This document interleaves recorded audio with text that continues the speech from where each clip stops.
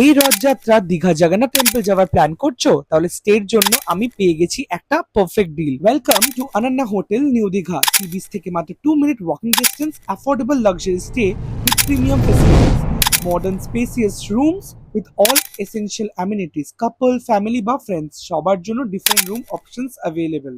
দেন চলে গেলাম ওদের ইনহাউস রেস্টুরেন্ট অ্যাকোয়াম্যানে, যেখানে নিয়ে নিলাম একটি অ্যামেজিং থালি, যেখানে আমার ফেভারিট আইটেমটি ছিল ইলিশ ভাপা।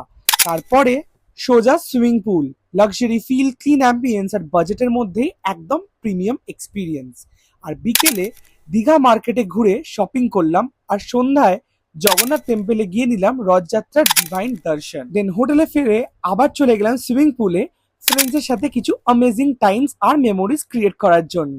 অ্যান্ড ডিনারে এনজয় করলাম সিজলিং সিজলার্স, পিৎজা, আরো অনেক delicious continental dishes. And trust me when I say this guys, আমাদের সবার খাবারটা জাস্ট দারুণ লেগেছিল, একদম 10 আউট অফ 10। আর সারাদিনের টায়ার্ডনেস কাটানোর জন্য ওদের 4D মাসাজ চেয়ার তো আছে, আর নেক্সট মর্নিং কিন্তু তোমরা পেয়ে যাচ্ছ কমপ্লিমেন্টারি ব্রেকফাস্ট।